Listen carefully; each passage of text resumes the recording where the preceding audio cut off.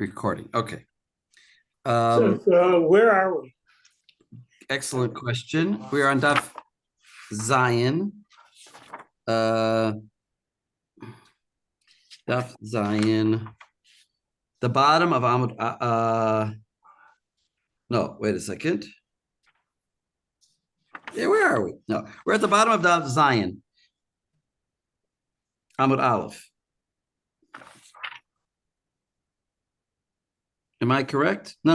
Sorry. We're in Zion Amud Bet, about halfway down. Thank you. Amud Bet, yeah. I have less pencil marks over here, but yeah, this is where we are. We're on the bottom of Zion Amud Bet, where it's the first word on the line is Ktubot Lo Chayish. And right after that, the Gemara starts with this statement of Rav Elazar. Or if you see all the Yerushalmi, as he's often called in the Yerushalmi, Rav Lazer. Which is like back to reminiscing. That's like an old Jewish way of referring to somebody named Elazar. But apparently it's very old. It's from the Yerushalmi. Okay, so maybe Josie, you can start reading for us here. Hold on, I just had it and my ruler moved, so just give me just a moment here. Amar Rabbi Elazar machloket b'shnehem adukim betofes u'shnehem betorev. Aval achad aduk betofes ve'achad aduk betorev. Zenotel tofes ve'notel torev. So wait, let's read one more line. So Rabbi Yehuda Amar, I'm sorry, Rabbi Yochanan Amar le'olam chokim. No. Stop there. Okay. Right. Okay. So I'm a Rabbi Elazar or Rabbi Lazer. There is a difference. Bring my I'm sorry. And then watch the nipple shield and bring it over there. Then I can like set myself up. Somebody should be muted here. Sarah, I think. Okay, go ahead. So there's a difference. Yeah, well, we're gonna have trouble with this word machloket. How do you normally translate the word machloket? A difference. There's a difference or an argument or a dispute. A dispute, yeah. Let's go with the word dispute. That would be the normal way, but so try. I mean, first of all, try that way for a moment, and then we'll look at Rashi. So Amar Rabbi Elazar, there's a dispute or two sides where two people are holding on to something, a contract presumably. They're holding on to the tofes part of the contract, or they're each holding on to the toref part of the contract. But if one of them is holding on to the tofes part of the contract and one is holding on to the toref part of the contract, this one takes the tofes and this one takes the toref. And Rabbi Yochanan says, nope, they always just split. Right. They always just split in what way? In other words, in a different way. He also said to split it. So he Rabbi Lazer said to split it also. Right. So he would say, so Rabbi Elazar would say split it along the tofes toref, if one is grabbing one and one is grabbing the other. And Rabbi Yochanan says, no, no matter where you're grabbing on it, you'd grab half. And Rav Joel is going to correct me now. No, he's not going to correct you. No, I'm not going to correct you. Can I jump in though with something? So yeah, but I have something to say too. But go ahead. Yeah. Oh, okay, Bechavod, Rav, please. Well, yeah. My thing I want to say is, what's the machlok? According to this reading, in this theoretical reading that you just gave, what would the machloket be? In other words, usually when you have a Gemara that says, I'm a Rav Elazar, machloket, that machloket that we saw was in a certain case. But in a different case, everybody agrees. But so what was that other case that they were arguing about? What would that other case be? What would that machloket be that he's referring to when he says machloket? In other words, usually we usually see a Gemara, there's some kind of machloket, and then something comes along, another rabbi says, well, that machloket is only in a certain circumstance, but in another circumstance, they all agree. Machloket b'shishneim adukim b'tovas v'shneim aval echad aduk b'tovas echad aduk b'tovas. So then everybody agrees that zeh notel tofas was zeh notel toref. So what machloket would that be? Well, haven't we seen this before where they're just a little while ago, or two people are holding on to a contract? Yeah, right? exactly. Where I wanted to start on the previous page, what would that machloket be? Between who and who? Oh, you're asking me to remember last week? I can barely remember last week. Well, turn the page back. Amarav Nachum Bakom Div. This is The bottom of Zayin Amud Aleph. Right. This is Shnei Amodikim Bashtar. This is the very bottom of Zayin Amud Aleph. This is Rabbi. This is Rebbe versus Rabbi Shimon ben Gamliel. Oh, exactly. And what did we say about Rebbe and Rabbi Shimon ben Gamliel? Yeah, I don't remember what in particular you're asking here. So. Oh no, what's the machloket between them? Rabbi Shimon ben Gamliel says that they, in this case, they're talking about they found this document, and Rebbe says you validate the contract.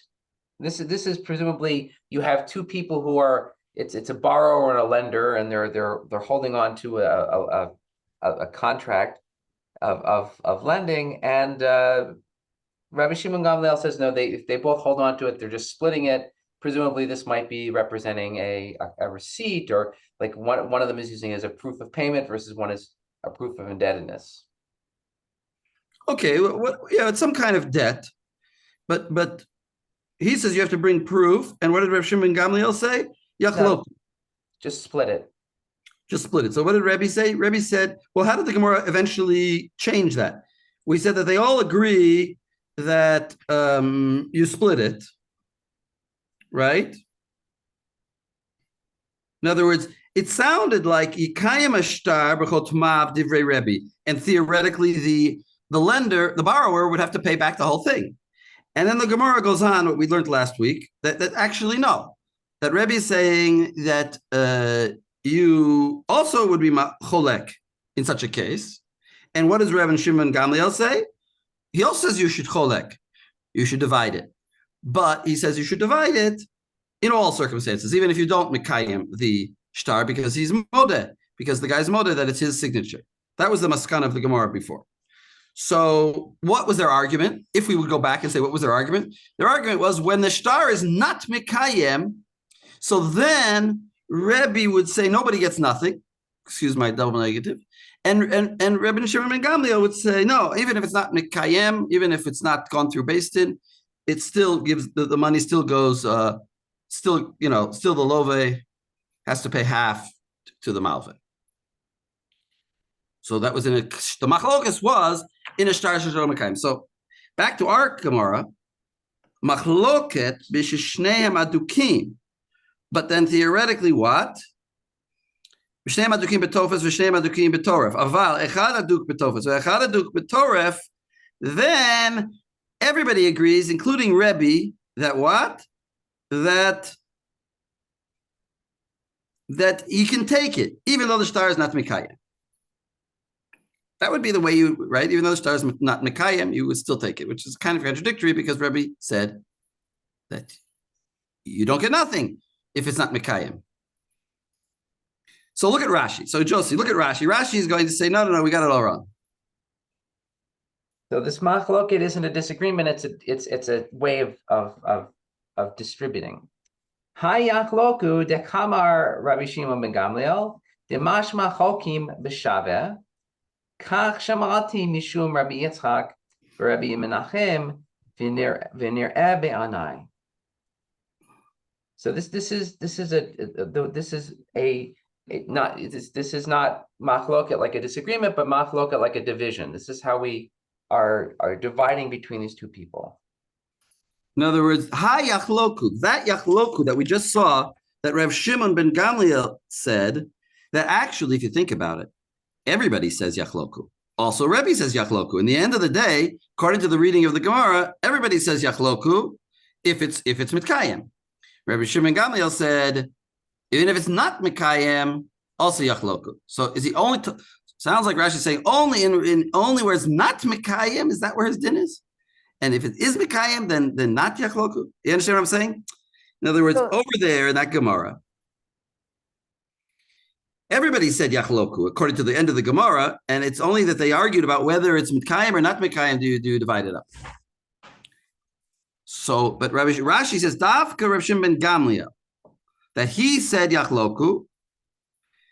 So when it says Machloket here in our Gemara, what it really means is Ha Yachloku.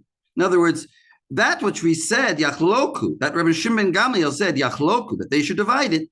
That was B'Shnei Adukim B'Tofes. When do you divide it evenly? When they're both holding equivalent things. B'Shneim Adukim B'Tofes or Shneim Adukim B'Torah. They're both holding the same thing.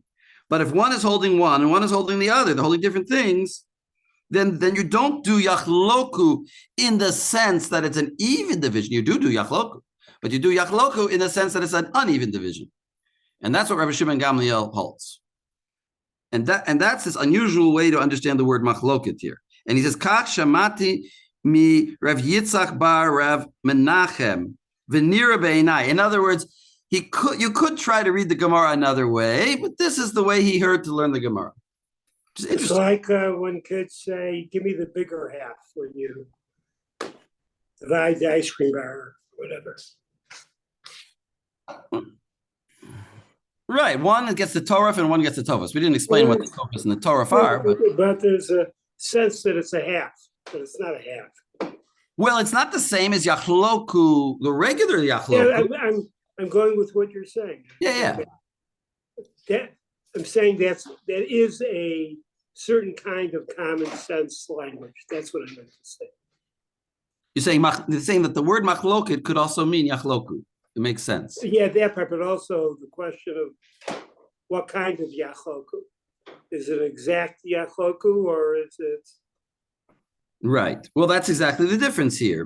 Right. He's saying sometimes it'll be a 50-50, and sometimes it won't be a 50-50, depending on what they're holding. If I'm holding something that's inherently more valuable, then I might get more value. Mm-hmm. Right. All right. Now I can come to you, Joel, if you still remember what you wanted to say. I had two ththings. One is going to be relevant later because we're focusing on Rebbe Elazar right now. So because mine was the statement about Rebbe Yochanan. But I mean, I don't know if you're going to go to the Yerushalmi or not, right? Because there is a very clear reading of this, but that like the well, I assigned the Yerushalmi. We'll look at that. Yeah. Okay. I'll wait. So, Lexi, what do you want? What do you got? Yeah, I mean, it's something, the question of whether this kasha, or not this kasha, this like the Sukimta sort of is only for Rashbag or for Rashbag and Rebbe is seemingly something of a dispute. Like there are some who say, no, it applies to both. And like we only mention Rashbag because he's the only one where in the Baraita itself, we actually see him use the term Yachloku, right? We end up concluding that both of them would hold Yachloku in a case where it's Mikuyam, but like Had Amar, right? Like that, like he's the only person who says Yachloku in the Baraita we actually have. Right, okay. Versus Rashi will end up seeing a reason later that he would seemingly think that Dafka, this actually does only apply to Rashbag. Right. Okay, so we'll see that. Yeah, I mean, hopefully we'll see that. Or you saw it in your preparations that I sent you, actually. If you saw the Magid Mishnah mentions it that I sent. But yeah, the question is, well, on the pashtus is, yeah, I agree with you. The one who clearly said Yachloku was Rabbi Shimon ben Gamliel. And it might mean that Rashi just meant to refer to him because he's the most obvious. But in Hachanami Rebbe also, or it might be that he's holding Dafka. Those are the two possibilities, and we can keep those both in the back of our minds. So now we have to get into this question of what the heck is this Toref, and what is the Tofes? So maybe Noam, you want to read the next Rashi? Sure. What's the Dibur Matchia? B'shnei amadukim b'toref. B'shneim adukim betoref, klomar, o shneim adukim betoref, vetoref gilui shel star, makom haloveh, ve'amalveh, ve'amaot, ve'hazman, tofes, shar kol lashon hashtar. So when I read this, my first reaction was, what do you mean? That is the whole star. If you just now told me the love, the malve, everything, the money, the time, the date, who gives to who, that's a star. V'tofes shar kol lashon star, and tofes is everything else. All the rest? Like this is a nice, like, what else do you write on a star? What do you say? You have an answer? Jacob, what do you got? I mean, we don't, it's not for every document, but we don't have any signatures of witnesses listed. Okay, right. The signatures are not there. That's very interesting, right? The signatures are not there. Because the signatures are, in a sense, are not really part of the star, because they're just saying that the star is valid, but they're adding onto the star, right? Right. Anyway, it's a slight difficulty, but anyway, the Toref, what is the Gilui? What does it also mean that? The Gilui. Toref Gilui shel star. What's the Gilui? Gilui means the revealed part of it. But what does that mean? Everything is revealed. What? Some of it's hidden. Maybe you roll it up and the top part is revealed and the bottom part is hidden. Like a mikushar, like a get mukshar, which is that it's tied up in that S. Yeah, but then what? So what's the Gilui? If it's all tied up, maybe you rolled up the bottom. Maybe it's like the information on the star that's like publicizing the information, like it's megale, it's like revealing the information. Mm-hmm. Maybe means like the I mean, Toref sounds to me, the word sounds like the stuff that has actual, like the tokef, the actual significant part of it, as opposed to the insignificant part. Maybe there's some other insignificant parts of the star, like why the loan was given. We're going to see that most people understand. We're going to see that, well, I assigned you another Gemara that says that you have two parts that you sort of repeat.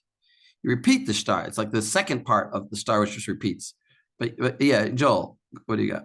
I think by Gilui he means the stuff you fill in. I really do think he means like it's there's a set. In other words, there's a blank star tofes. There's like, and then the things that you write. In other words, you can buy a star on this. It's like a check. You buy a check and it says paid to the order of, and then you just write in the name.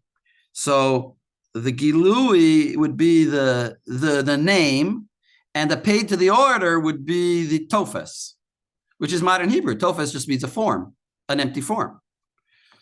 So, but that's a little bit weird. I mean, I think that's probably what he means, but it comes out a little bit weird, because how does one person hold the paid to the order of, and the other one holds the name?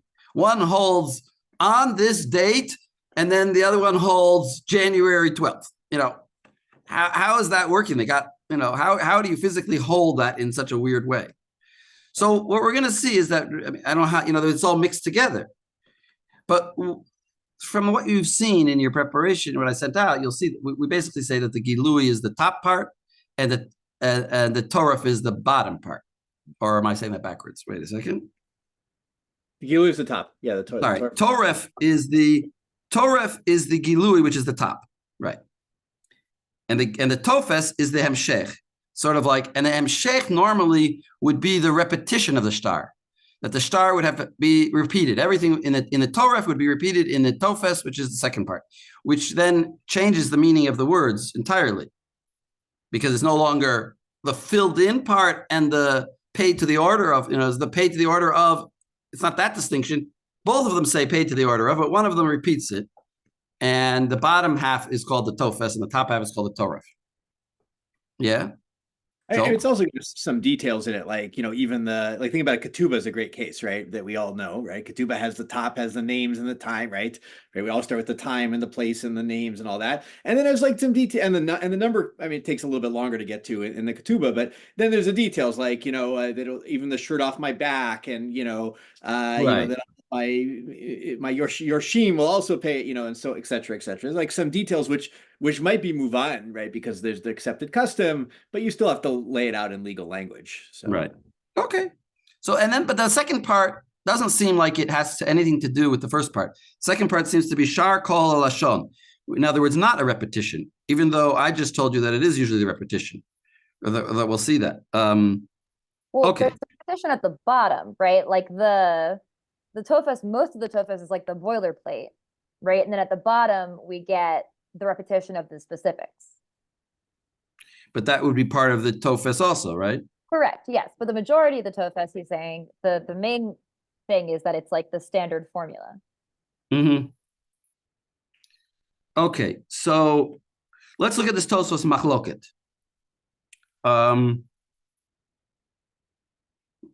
Yeah, maybe Aaron, you want to read that?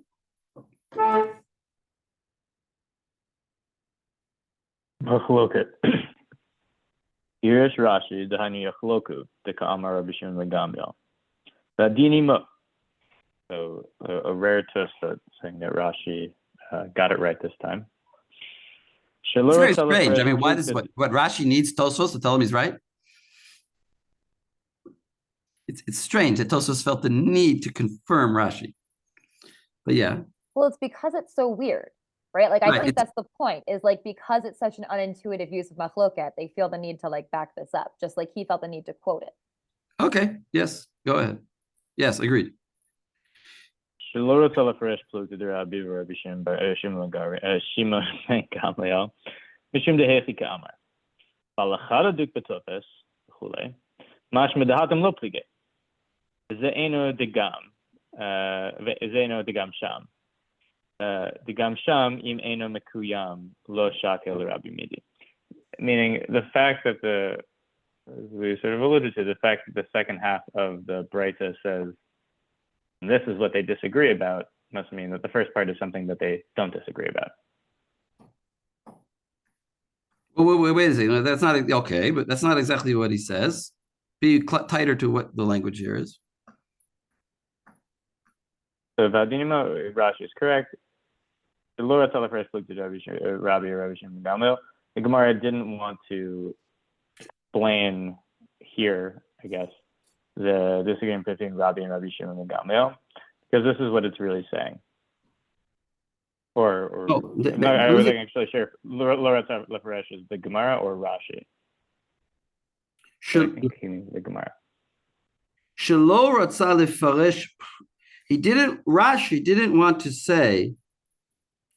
Rashi didn't want to lefaresh plugta de Rebbe Shimon ben Gamliel, that the machloket is the machloket of Rebbe Shimon ben Gamliel. When I was learning with Josie, so we said we showed that the machloket would be, if there would be a potential machloket, it would be that one on the bottom of page Zayin Amud Aleph. And he says Rashi didn't want to say that. Why didn't he want to say that? Mishum de Heichi Ka'amar, because this is what it's saying. This is as if it's what it's saying. When it says Avalachara Duk Betofes, it implies that in the first half, when it says machloket, it's actually not talking about a machloket. But this is actually not totally right. No. Echad aduk betofes mashma dahatam lo pligi. In other words, right, meaning when our Gemara would imply then that they wouldn't argue about a case. Which case? When it says in the part of the Breita that says machloket. In the part that says aduk betofes, aval echad aval. In our Breita, it just said echad aduk betofes v'asheni aduk betoref. That would imply that over there's no machloket, right? The machloket is when they're both holding the same thing. But when there's not both holding the same thing, when they're holding two different things, then all agree. Mishum dehechi ka'amar aval echad aduk betofes, when it says in our brisa on this page that they agree when they're holding different disparate things, that would imply mashma dahatam lo pligi. That would imply that there's no argument there between Rebbe Shimon and Gamliel and Rebbe. But that's not true. Digam sham, because also in a case such as that, where one is holding the tovas and one is holding the toref, im eno mikuyam, if the document is not mikuyam, Imenu mikuyam lo shakila Rebbe midi. Rebbe would hold you get nothing. You don't get nothing. So why would you say that he gets something? That he gets the part that he's holding? Rebbe says you don't get nothing because it's not mikuyam. Because we never said that we're talking about a mikuyam document here. Yeah, good. Mhm. So, in other words, if you would try to force that machloket into our sugya, then it would come out that Rebbe would be contradicting himself. He would be saying over here, you get the tofes, and over there he says you don't get anything if it's not mikuyam. So can anybody mitaretz? In other words, let's try to, and this is a little bit pilpul, but can anybody think of a way to say, no, it's not a kasha. Tosas kasha is not a kasha.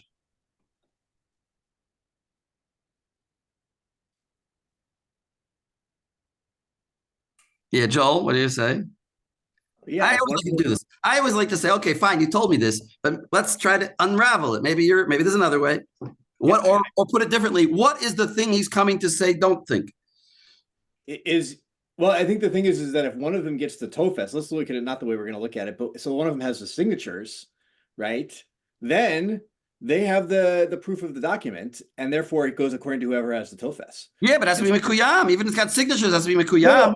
Yeah, but he would say if the signatures belong to the malveh, right, then it doesn't have to be mekuyam anymore because the malveh's got the signatures. He's got all the proof of the document. And if it belongs to the loveh, he's got the signatures. The malveh's got nothing. And therefore, you don't need to worry about kiyum ashtar anymore once only one party has hold of the signatures. You say when the loveh has the signatures, even though we weren't talking about signatures, but yes, but let's say kiyum ashtar involves the signatures essentially, right? No, but here we're talking about the Torah and the Tokef. Maybe nobody had the signatures. Maybe nobody had the signatures. Maybe the signatures were unheld. Yeah, but I'm assuming that one of the tofes is the signatures, or at least right. Like if you're holding one of those, you're considered to be. If you're the only one holding part of the tofes, you're considered to be the one who is holding all of the tofes. No, but I could be holding in the middle here. I could be one holding here, and the bottom half with the signatures nobody's holding. Well, but that's not the case then of echad ochez b'tofes ve'echad b'torah. Why Torah? Why not? The tofes is not the signature. Tofes, again, as we've established, well, again, we also see that there's dispute as to actually which part of the star is what between the different Rishonim, but at least the way Rashi understands it, the tofes has the signatures at the bottom. The signatures are part of. Okay, so fine. Let's say he has the signature, but still. So you say, okay, fine, fine. I mean, I'm just saying I don't have to say that, but fine. You're right. It could be that he's holding the signatures, and then he's nullified the star, sort of, because he's holding the signatures. The other guy, and therefore you don't have to mekayim it. You don't get anything. But what about the other case, the reverse case? If the malveh, if the lender is holding the signatures, so then he should have to go and mekayim it. Why shouldn't he go mekayim it? Why would Rebbe all of a sudden say you don't have to go and mekayim it? You see what I'm saying? So it's a little bit of a weakness, but you could say that maybe they're only talking about one case, right? Right. That's one. Or the other way is that because only one of them has the signatures, right? He kind of has all the control over what you do with the signatures. So maybe you don't need kiyum in the same way. But he's a separate set of proof that the star is real beyond just the loveh's speech, so to speak. But well, I had two terutzim. I forgot one of them now. But one possibility is that you could just say that we're talking about a case where it is mikuyam. That would be like, I mean, it could be a simplistic answer. Just say, oh, we're talking about a case where it is mikuyam, and that's why But I had another answer. I forgot it now because we got into this discussion. I forgot it. I should always say my idea first, so I don't forget it. But anyway, okay, fine. Is it also just like the Tosfot have explained why it's most impossible to explain it that way? But explaining it that way also just like does not work with the entire flow of the sugya, right? Yeah, it's a very forced way to explain it. Implies that we are not concerned with what our Rebbe, the point isn't what our Rebbe versus Rashbag's opinions on this. It is how do we divide it in different cases. Mm-hmm. Right. It doesn't fit to the rest of the Gemara. So with that note, let's see the rest of the continuation. So Noam, you want to read back to the Gemara? Sure. Have we read Rabbi Yochanan's opinion yet? We said Rabbi Yochanan. Rabbi Yochanan said Leolam Cholkim. Even if one is holding the Tofes and one is holding the Toref, you always divide it 50-50. You don't start saying who's got the Tofes and who's got the Toref. Oh, that was my other explanation because it's connected to the bottom part. Well, let me just say the other explanation, my other teruts. This is a crazy teruts, but it may be the correct one. Because here we're not talking about the money of the shtar. We're talking about the paper of the shtar. So Rebbe is irrelevant to the kayem, the thing. Who needs to go to kayem it? Who needs to go verify that the signatures are valid and all that? We're only talking about snipping with a scissors the shtar in half, and one person wants a piece of paper to cover his plate, and the other person wants a piece of paper to cover his plate, and that's what the Gemara is talking about. That's the Havamina in the Gemara here, that we're talking about the paper value of the paper. Like I have $100 bill, and this $100 bill, or I have a dollar bill that the Lubavitcher Rebbe gave me. So I want the paper. I don't want the value of it. I want the paper. So each one gets half of the bill. And maybe that's the case that we're talking about here, which is actually the Havamina, which we're about to see. So then you could say that he was talking about the machloket over there, except it's also very forced because then it's irrelevant, that machloket, because that machloket was about the monetary value written on the shtar and not the paper value. But no questions. It's just an idea that I was thinking. But yeah, Joel, go ahead. I think it works. The one thing that I think is really interesting about it, because I think that actually, and it's weird that Gemara doesn't answer this, not weird, is that Rebbe Elazar really is thinking that like a shtar is like an object, right? In the same way that like a talit, you split it, right? It matters what you're holding it. I think Rebbe Yochanan could come back to the whole thing where you get Ad She'adom Magat and be like, a shtar isn't a talit. It's about the shtar stands for something. The object itself is worthless. It's just a piece of exactly. paper. We are really interesting. We are entered into the twilight zone here. In other words, we are talking about objects where the value of the object is not woven into the fiber of the object, but is what the object's writing, what the letters written on the object are. And the letters are not the object. The letters are something else. Wait. Okay. So sorry. No. So now we're going to see that exactly that question. Vafilu chad. ואפילו אחד הדוק בטופס ואחד הדוק בטורף, והתניא, זה נוטל עד מקום שידו מגעת. So, and does Rebbe Yochanan even hold that there's chalukah in a case where one person is holding the tofes and the other person is holding the toref? But don't we have a baraita? What's the kasha? What's the kasha? What? Of course we cholek. What kind of chalukah are we objecting to? Even or uneven?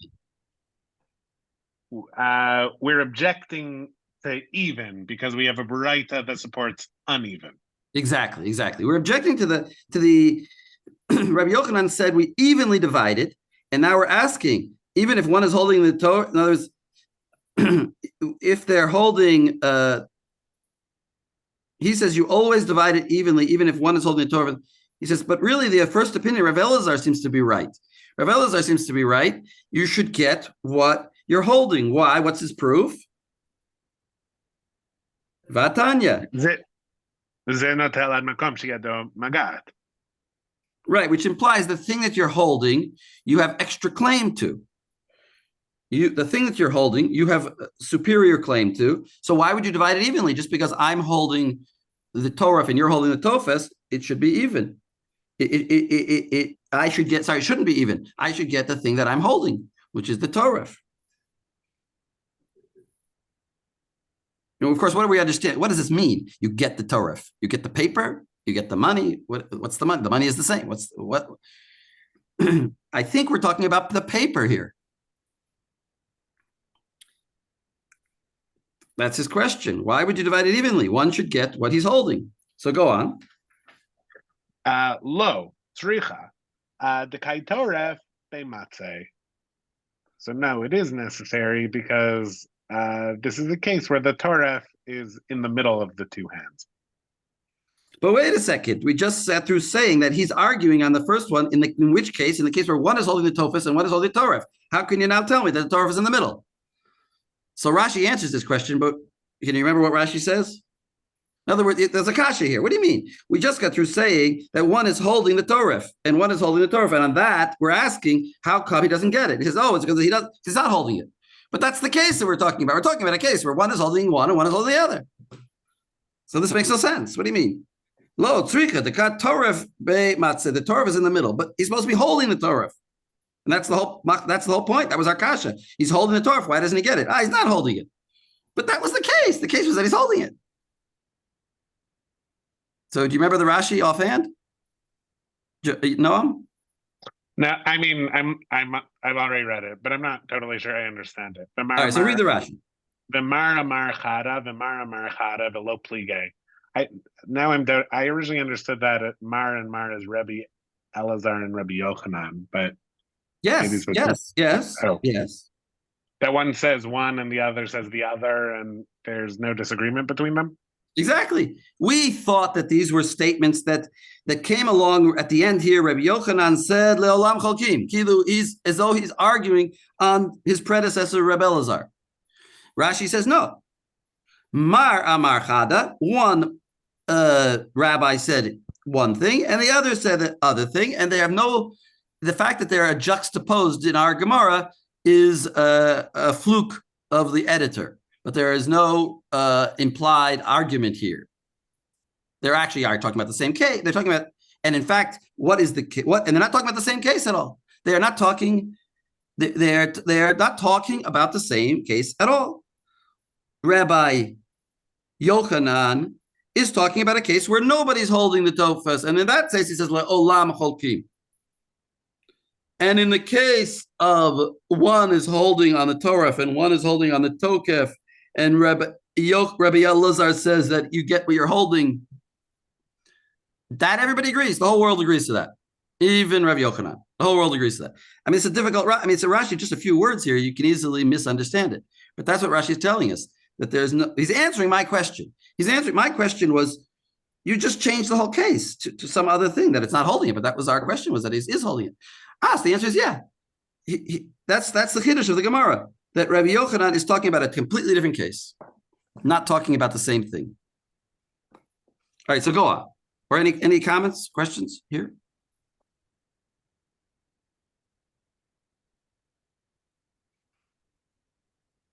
Right. I mean, somebody said the statement here of Rabbi Yochanan is missing any context. It just says leolam cholkim. Just out of the blue. We don't know what exactly case he's talking about. So we're entitled to say it. So the Gemara says it's a totally different case. All right, go on, Joe. No. Like, isn't that obvious that there would be chalukah in a case? Exactly. Where the Torah is in between their two hands? Exactly. Lo, sricha. The makar of lagabe dechad. Maudet tema. Amarle plug hachi. Kamash malan da amarle my chazit de palagt hachi plug hachi. Right. In other words, one might think that it's because it's closer to me, I get more, divide it so that I get more. No. You get even division, even though the Torah is closer to me and I somehow want the Torah. By the way, this seems to imply that we're not talking about the paper. We're talking about the value of it, because if it's just paper, then I just want more paper. Is there some reason why the Torah is better paper than the other paper? It must be because it's more valuable. So it must be that we're talking about value here. Just pointing that out. But by the way, we saw the same exact argument when we talked about a golden talus, right? A talus that had gold in it, and we saw the exact same thing. So it's kind of repetitious now. All right, go on. Amarle Rav Acha midifti le Ravina le Rabbi Elazar damar ze notel tofes v'ze notel toref lamale v'chile tzor al pid tzluchi to hutzarich. So Rav Acha midifti said to Ravina concerning Rabbi Elazar, who said that this one takes the tofes and this one takes the toref. Why does he need to say that? And then, like, if I understood this line correctly, it's like, does he want to use the star as a rock like to cork his wine bottle? Yeah, something like that. Exactly. Does he want to use it as like whatever you could use a piece of paper for? Yeah, as maybe as a. What do you say, Joel? How do you want to translate? I think letzur means to wrap, right? Like letzarer kind of, but Right. So Luchotav is not a wine bottle; it's really a plate. no, I think it is a bottle. In Oh, it is a Aramaic. bottle. It's a Yeah, flask. Zuchit, yeah, Yeah. a Oh, okay. flask, yeah. I didn't. This Fine. phrase even comes up in the Jastro specifically when you look up sulfite. As a flask. But well, yeah, but also the phrase "Mechilitz or Alpid sulfite ho" comes up. It- Oh, really? I looked he- and I didn't see it. So what did it say? Huh. See, my Hebrew is confusing me. I thought salachat, but I think is a plate. But anyway, fine. So whatever. The point is, what he needs the star. Who takes $1 million check and tries to use it for its paper value? You use it for its printed value. So why are we talking about who holds what? In other words, I need the Torah more than the other thing. Either they're going to obviously divide it. So go on, read the answer. Amar le ledame. Damar hachi. Shtara the eat bezman kama shave. But the late bezman kama shave. Beshtara the bezman gabe mi meshabde. Beirach lo gabe mi meshabde.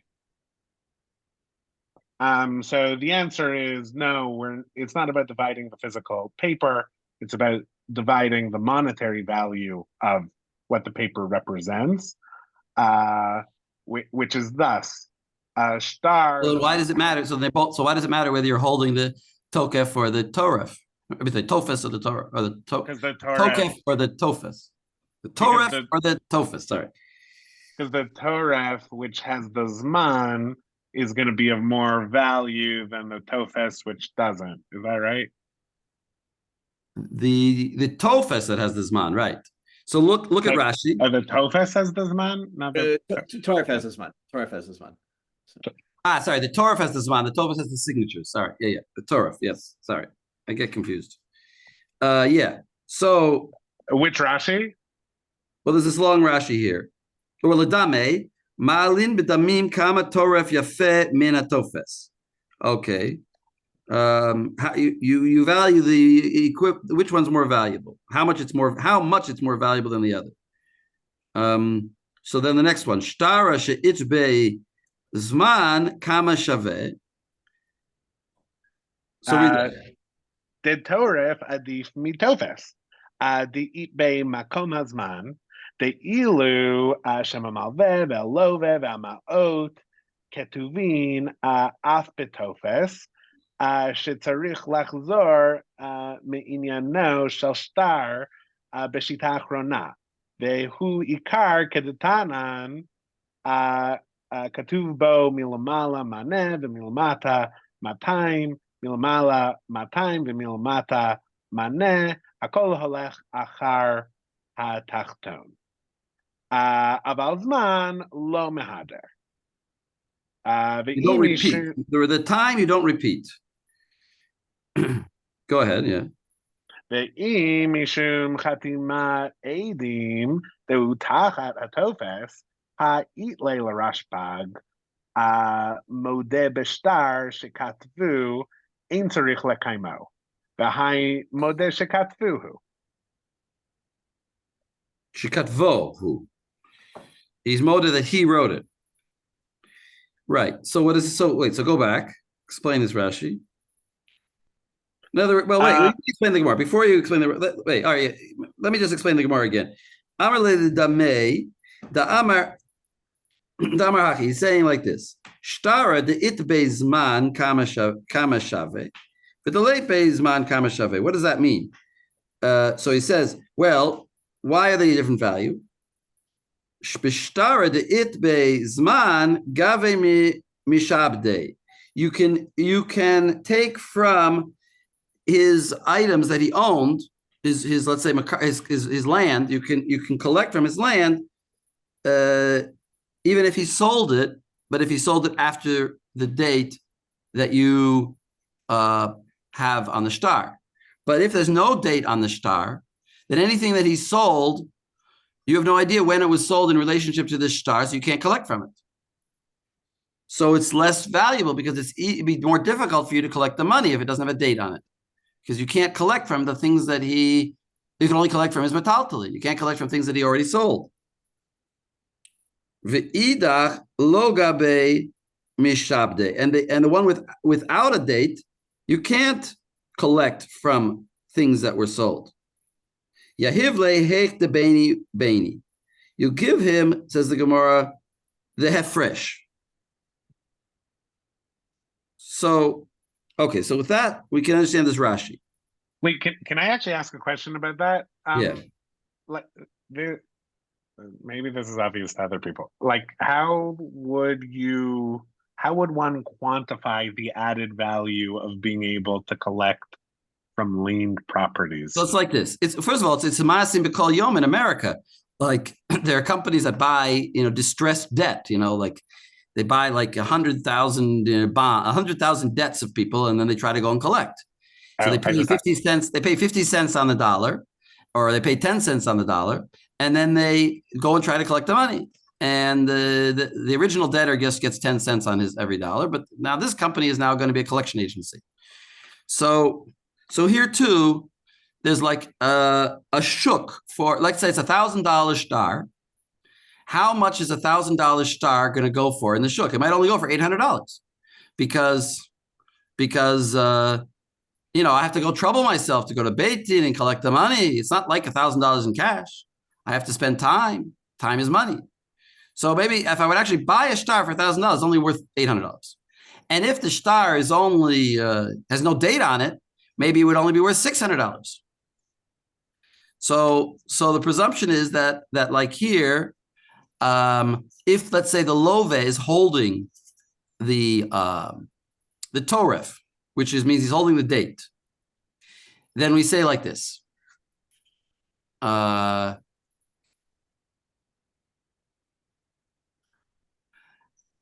The whole star we're holding 50-50. So the star itself without a date is worth 600. So that means I, the love, only have to give you 300 and zo. But if the malve is holding the date, then we say like this. The whole star is worth 600. So I get to collect 300, but I'm also holding the date, and the date adds another $200 to it. So instead of collecting 300, I'll collect 500. Right? Because the malve is holding the date now. Yeah, makes sense. Whoever's holding the date gets a little bit more because that makes the star a little bit more valuable.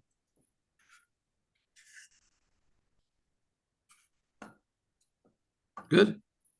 Mm-hmm. Lexi? There's some Rishonim, I can look to see who it is, who also mentioned, again, calculating in a particular case how liquid the lova is, right? Like what are the lova's current assets that are b'nei chorin, right? Because the lova currently, I mean, presumably it's not likely that they have tons of assets that are b'nei chorin, because otherwise they wouldn't have needed a loan.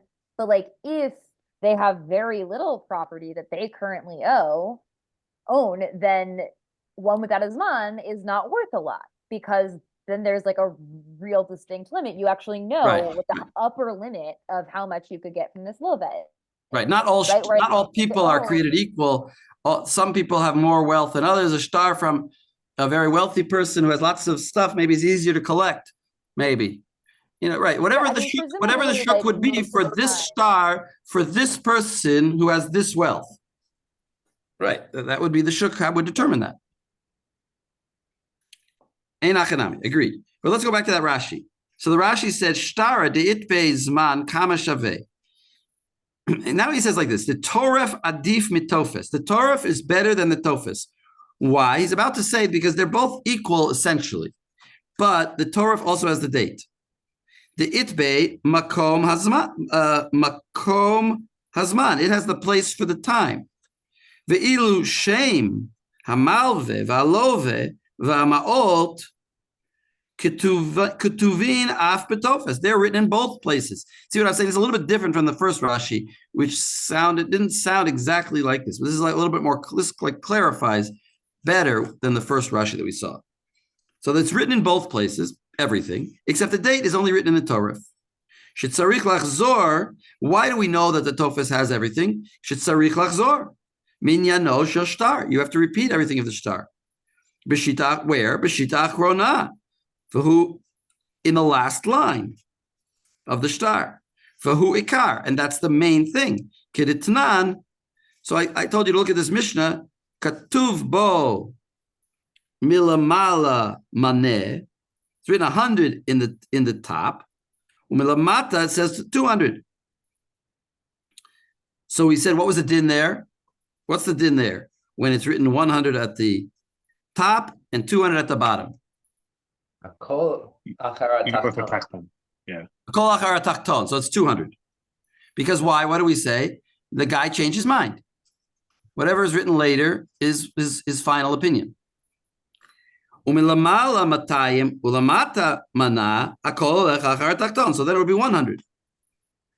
Aval zman lo mehader, but the time is not repeated in both places. Ve'i mishum chatimat edim. And what about the fact that the guy who's holding the tofes probably also holds the edim? Shu mitachat le'tofes. He's holding the edim. Maybe that gives some extra value. And the Gemara didn't mention anything about edim, even though the Yerushalmi does. Ha islay Rabbi Shimon ben Gamliel moda b'shtar shekatvo ein tzarich l'kayamo. You don't need to go. We're in the opinion of Rabbi Gamliel, which is what Rashi told us before. We're talking about Rabbi Gamliel, and Rabbi Gamliel said you don't need to mekayim. So what does that mean? Hai modeh shekatvo. In this case, he's modeh shekatvo. So therefore, you don't need to go and verify the signatures. And what's the logical jump that Rashi's making?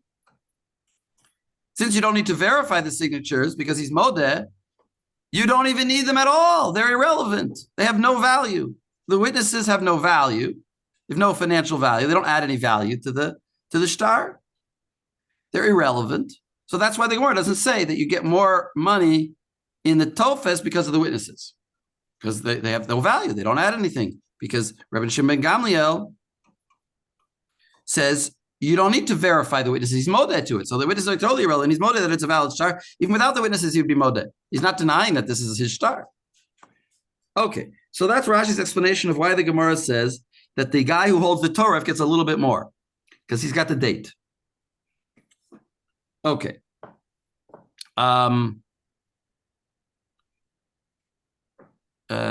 Who would like to read? Now, this Tosfos here is going to sort of slightly dispute this Rashi. Somebody I didn't call on wants to read the Tosfot.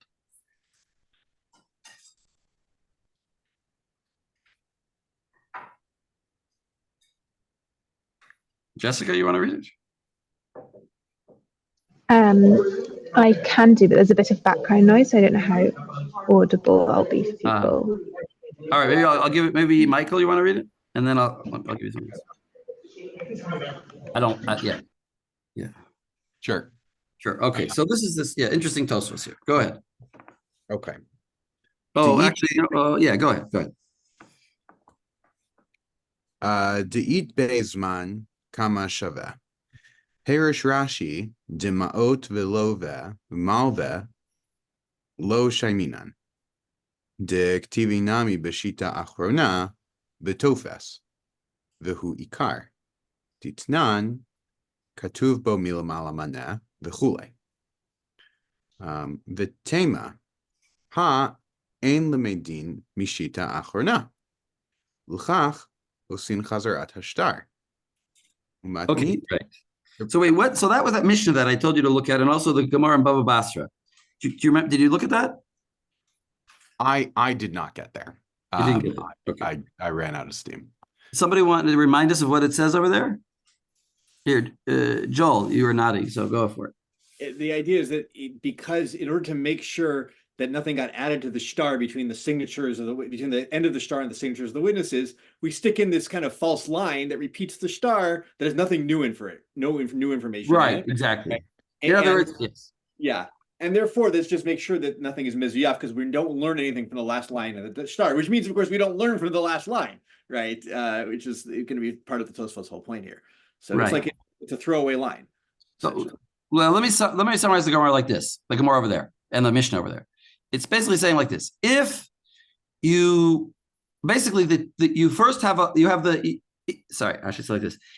But we also said that the second line is koveya. If it says mana, if it says 100 and then it says 200, then you go by the bottom part. So it's like this: if the two lines agree.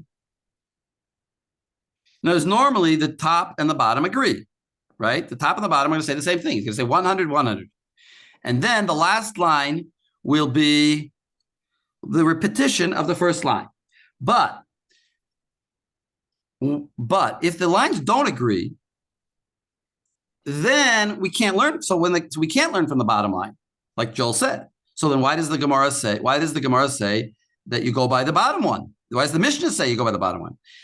Because the Mishnah is assuming that you have another line at the bottom, which was like what we write nowadays on all stars. We write kol sharir, what is that? Shol sharir v'kayim, that everything is good and nice. Now, of course, that statement, everything is good and kept, whatever that means, is meaningless. It doesn't teach you anything. What do you mean? It's like I write on a check. Joel Goldstein gets $100 signed Nachum Danzig, and everything that I wrote above is true. What would I mean? I don't need to write everything I wrote above is true. Obviously, when I wrote it, it was true. I mean, why would I? I'm not, obviously, this statement, it's like if I said, I didn't go to school. I went to school today, and I'm telling you the truth. That doesn't add anything. When you just say I went to school today, that means you're telling the truth. That means you went to school. So that line, a kol sharir doesn't add anything. So the Mishnah is assuming that you added it, and then when it says you go by the second line, it's talking about by the bottom half. It's talking about where there's a further bottom part which says nothing. But when the Gemara says that you repeat, when here Rashi said you repeat everything in the bottom, what does he say? He's saying you repeat everything in the bottom because when it's identical, then you can repeat everything in the bottom, and then you don't need to write a kol sharir v'kayam because you're not learning anything from the bottom because it's just a repetition of the top. So is that clear? In other words, when the top and the bottom are in agreement, then I don't need a kol sharir v'kayam. When they're in disagreement, then I need to add kol sharir v'kayam because I can't learn anything from the bottom half. So wait, so go back. So maybe I said too much, but go back. So he said he's just really reminding us of the Rashi. Perish Rashi demaot velove v'malve lo shaiminan. What does that mean, lo shaiminan? We don't evaluate, like in this case, right? Like the thing in the Gemara that we're talking about, the difference in value and how that affects the value of the star is the zman, right? So like we don't evaluate the difference in the star based on whether it says, 200 versus one, or not the difference on between the different word, amounts, but like if you don't have that information in the star in your possession. In other words, it doesn't matter who's possessing, since they're both possessing it, basically. Since they're both possessing all that information, it's not going to be a relevant factor to determine who gets more. Okay. Right, because it's stated at the bottom as well as at the top. Right. And that's our Mishnah that says that you go by the second half. Even though he's sort of right, even though that's not really the proof, but fine. V'tema. Right, but this is right. It's surprising to say this because we don't learn anything from the lines at the bottom, right? And just for that, right? Because like we have this Chazarat Hashtar that is using that throwaway line. And because of that teach reason, and us the because we same don't thing that we learn read above. because we don't learn from the bottom, that's why we make the bottom simply a repetition of the top to sort of be filler, because like we're not going to learn anything new, so we'll just repeat the old stuff again. Right. Yeah. So therefore, what is he saying? He's saying really the bottom half has no meaning. Why are you telling me the bottom half has a meaning? It has no meaning. It's just a repetition. Right. It was why are you telling me, why are you proving to me that he who holds the bottom half is equivalent to he who holds the top half? The top half is what's important. The bottom half, we don't even learn anything from. It can't have anything new in it. So it should be nothing. You shouldn't get any money, the guy who's holding the bottom half, because we don't learn from it. It's just like Hakol Shari Kayam. It's meaningless words. I mean, would you say that there's a situation that they're talking about where, I mean, Hakol Shari Kayam may be on the bottom half, but you also do still have the relevant information printed on the bottom half, right? Like in some ways, it feels like it's not that he doesn't get anything in the sense that they do still have parallel information. Right, but Tosfos is saying, but when they have parallel information, then if the bottom half would be different from the top half, and there wouldn't be, and then we wouldn't learn from the bottom half. Anything. We'd throw the star out. The star would be invalid. Right. Because it's only when we have an extra line at the bottom that the second half is determinant. Whatever, it's a little bit too complicated. But the point is, he's saying that it's your proof that the bottom half and the top half are equivalent is not so great because the bottom half is just there for filler. That's kind of what he's saying. Okay. Let's take that reading and go on. Matnitin de chatuv lemala mana lo mairi b'shita achrona. The gam perish de be'idim lo shaimin. In other words, when we said that the bottom half has some value, that's when it's not the shita achrona. Basically, Tosfos is bothered by the fact that Rashi uses the word shita achrona. He should have just said the bottom part. But when he says the last line, that bothers Tosfos because the last line we don't learn anything from. So that's kind of what's bothering him. All right, V'gam. We'll go on from V'gam. V'gam perish de be'edim lo shaiminan de rashbag itle mode b'shtar shektavo ein sarich l'kaimo. Uferusho tema de im chashav oto she'eno tofes edim ke ilu yesh lo shtar below edim im kain the rashbag nami lo Atishapir de nehi de savar de ein sarich l'kaimo. Mikol makom. Mikol makom.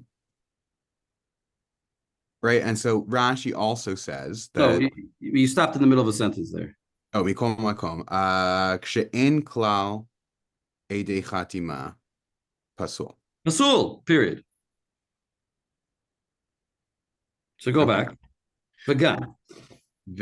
Right, so Rashi also says that when we have edim, we don't calculate the difference. Exactly. The edim don't have any effect on the monetary differential. Mm-hmm.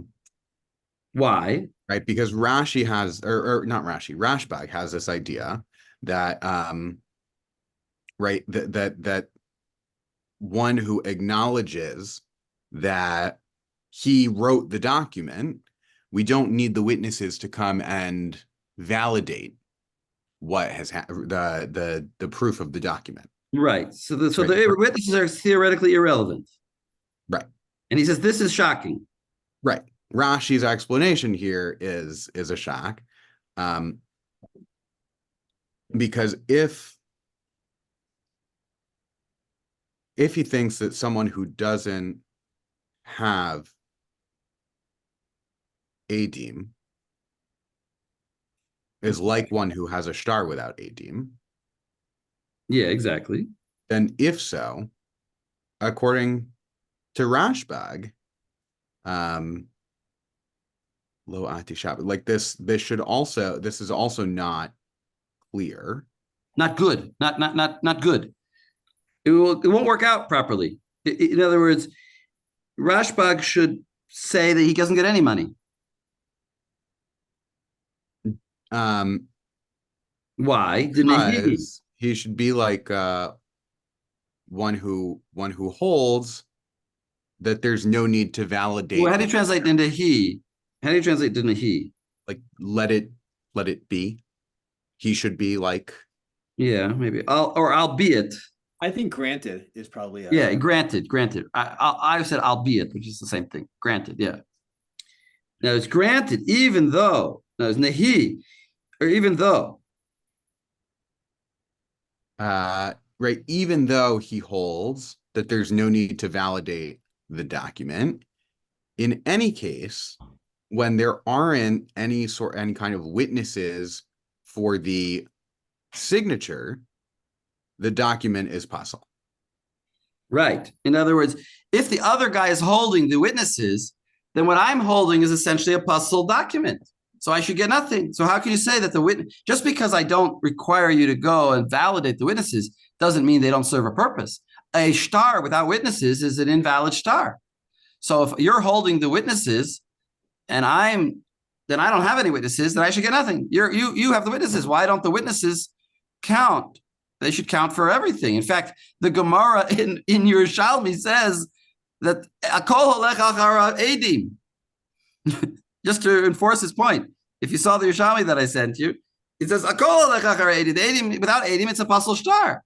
So how can you say, oh, but Rabbi Shimon Gamliel would hold that even though you don't have that the edim are irrelevant because you don't need witnesses, but you do need them there. They're not there, and the other guy's holding them. It's like they're not there. It's keilu they're not there. So you should be a puzzle star now. So he doesn't understand. Ve'od b'ma'adif toref mitofes kach hashtar pasul below tofes kimo below toref de'im nimchak afilu shita achad min hashtar hu pasul. Right. Right. And furthermore, right, like why should the toref be preferable to the tofes when the shtar is going to be invalid if there's no tofes, just as it would be if there's no toref. Exactly. Perfect. Because if there's even one line that's erased from the document, whether it's from the toref or the tofes, doesn't matter. The whole thing is going to be puzzle.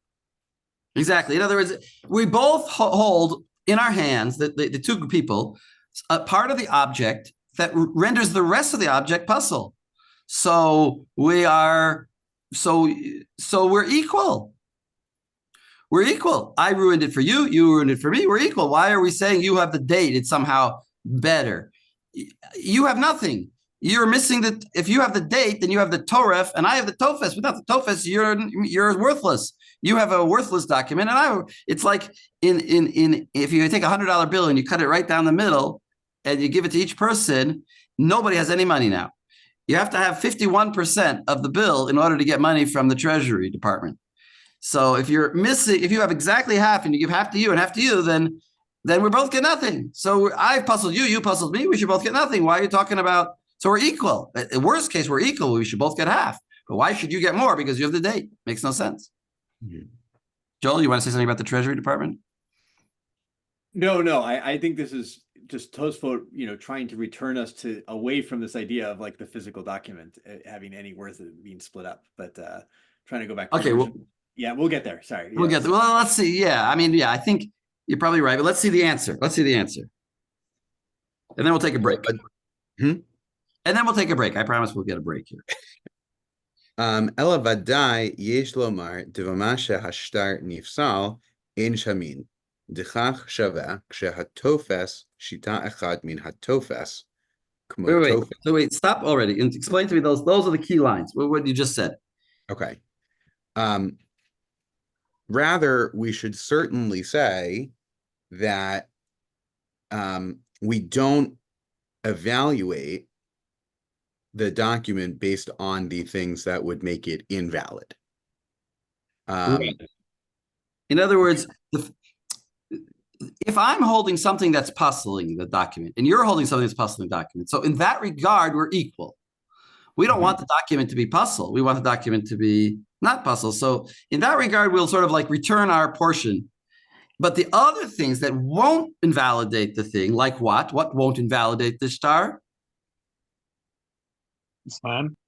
The Zman. So that thing we will evaluate by.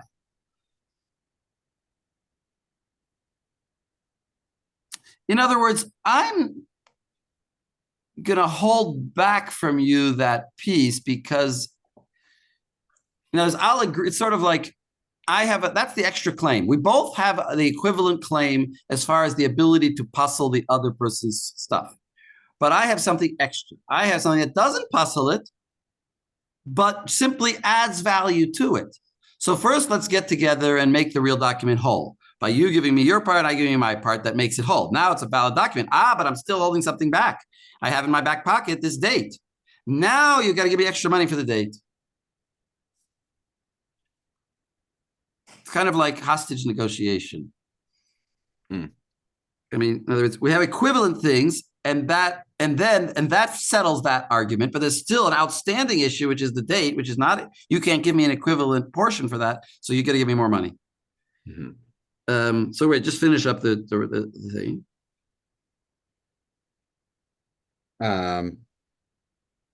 דכך שווה כשהתופס שיטה אחד מן התופס, כמו תופס לווה ומלווה ומעות ועדים. In other words, דכך שווה כשתופס שיטה אחת מן התופס. In other words, I don't even have to hold the whole tofes. If I just hold one line of the tofes, then I have ruined it for you. It's missing one line of the tofes. Even the tofes is less important than the torah, but I only have one line of it. I ruin it for you. Kamo tofes loveh umalveh umeot ve'edim. As though I'm holding just one random line of the tofes. It's equivalent to holding such an important line of the tofes, which would be like the names of the loveh and the malveh and the amount and the names of the witnesses and all that. Those are all things that are equivalent. Any line is equivalent to any other line, regardless of whether it's even the witnesses. By the way, that answers our witnesses thing, because a star without witnesses is also invalid.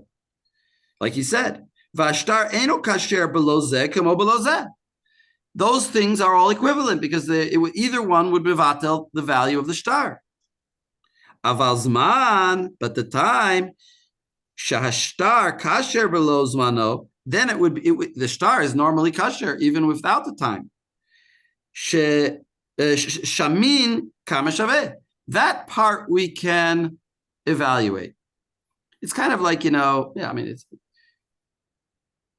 it's like two boys on the baseball field that, one is holding the bats and the other is holding the balls, and they agree to play together. But then one says, but I got the batting gloves, so if you want to use my batting gloves, you got to pay extra. It's because that was not something that was essential. And that, we only agreed that I'll give you what you need and what you essentially need, what I essentially need. Anything extra has to have a different chishuv, different calculation.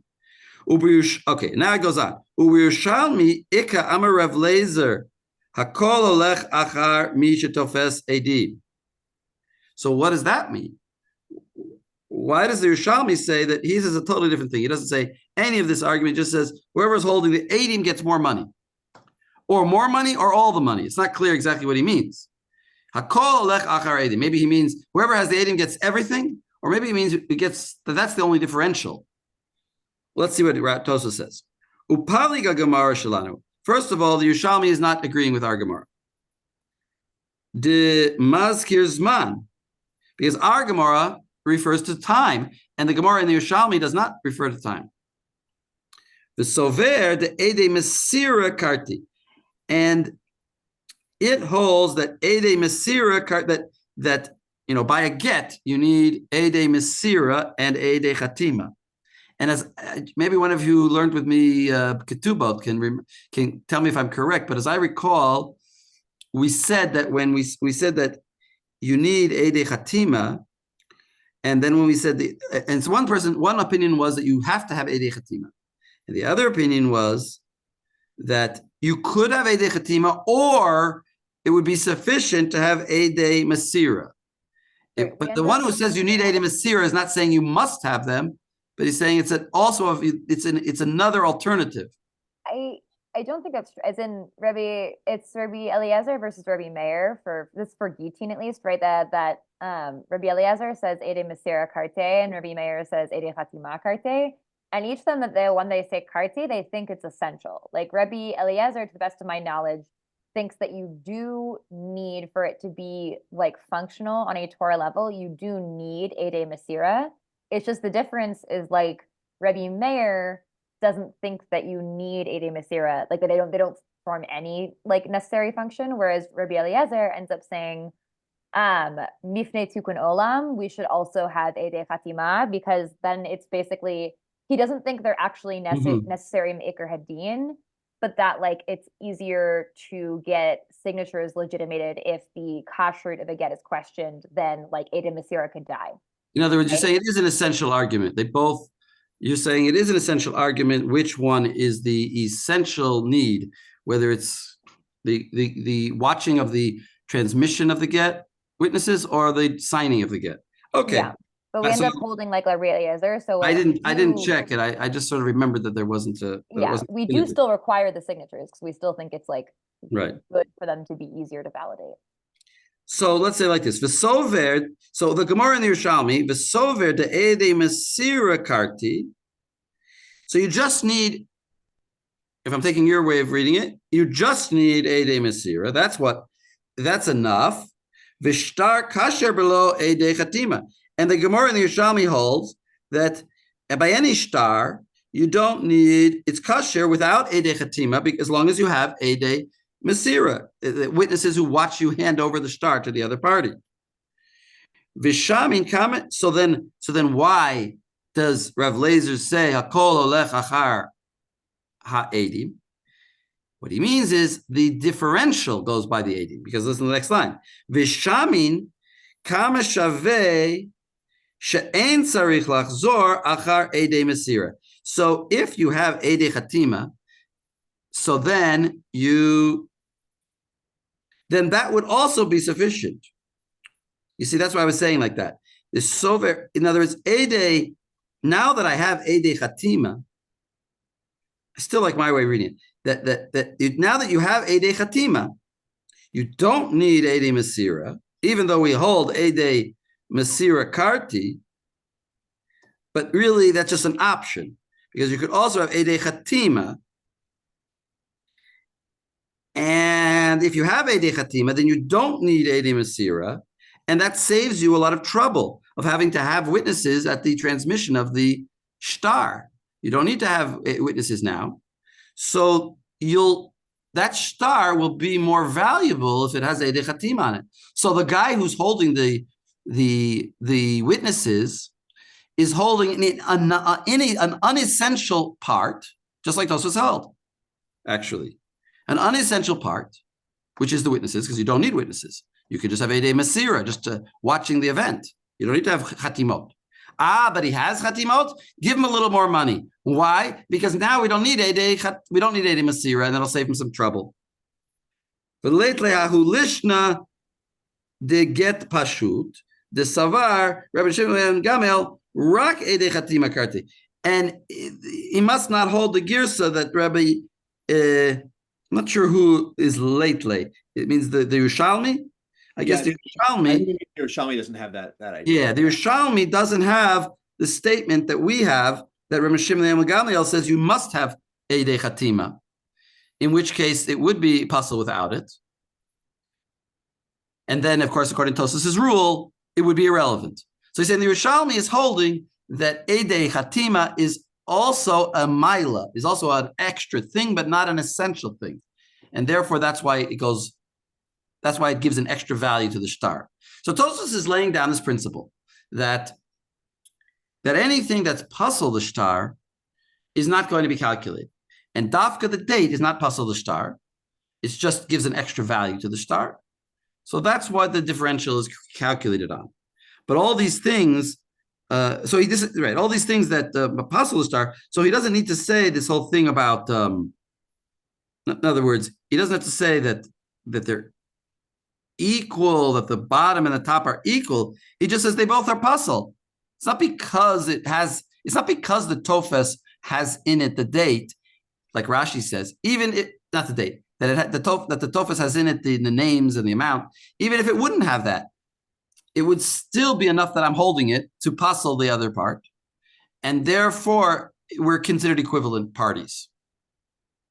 So there's a bit of a difference in Tosfos, and he's basically saying, as long as I'm pasul you and you're pasul me, then those things don't come into play. It's only the things that are additional. Okay, let's take a break, and we'll look at the Pnei Yeshua.